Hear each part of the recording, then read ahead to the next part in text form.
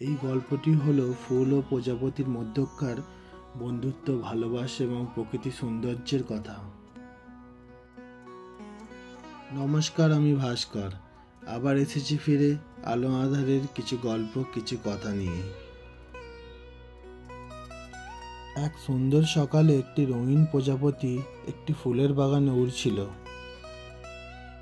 হঠাৎ সে উড়তে উড়তে একটি গোলাপ ফুলের কাছে গেল। গোলাপ ফুলটি ছিল সবচেয়ে বেশি সুন্দর। প্রজাপতিটি গোলাপ ফুলের কাছে গিয়ে বলল, তুমি এত সুন্দর কেন? গোলাপ ফুলটি মুচকি হেসে বলল, আসলে আমি তো প্রকৃতির দান। প্রজাপতিটি কিছু একটা ভাবলো, তারপর গোলাপ ফুলের চারপাশে ঘুরতে লাগলো, তার মধু পান করলো এবং তার সাথে খেলা করলো। তারা দুজনে খুব ভালো বন্ধু হয়ে গেল। প্রজাপতিটি প্রতিদিন গোলাপ ফুলের কাছে আসতো আর গোলাপ ফুলটি প্রজাপতির জন্য অপেক্ষায় থাকতো। ঠিক এইভাবেই প্রতিনিয়ত প্রজাপতি আর গোলাপ ফুলটির বন্ধুত্ব, ভালোবাসা, গল্প, কথা এগিয়ে যাচ্ছিল। তারপর একদিন একটি ঝড় এলো। ঝোড়ো বাতাসে গোলাপ ফুলের গাছটি মাটিতে পড়ে গেল। প্রজাপতিটি খুব দুঃখ পেল। সে গোলাপ ফুলটিকে তোলার চেষ্টা করলো, কিন্তু পারল না। তখন প্রজাপতিটি গোলাপ ফুলের কাছে বসে রইল যতক্ষণ না ঝড় থেমে যায়।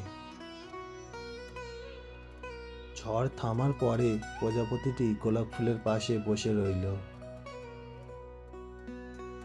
সে গোলাপ ফুলটিকে ভালোবাসতো, তাই সে তাকে ছেড়ে যেতে পারছিল না। এমন সময় সূর্য উঠল আর গোলাপ ফুলের গাছটির ওপর আলো পড়ল।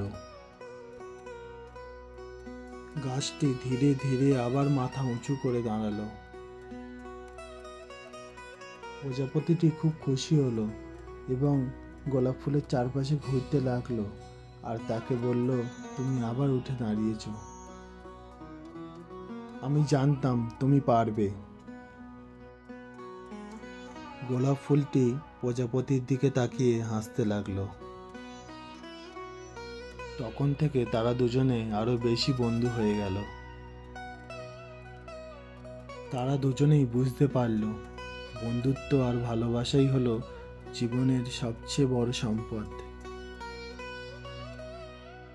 কেমন লাগলো জানাবেন ফুল ও প্রজাপতির ভালোবাসার গল্প কথা। ভালো লাগলে অবশ্যই আলো আঁধারের পাশে থাকবেন। আবার আসবো ফিরে নতুন কিছু সাথে নিয়ে। নমস্কার।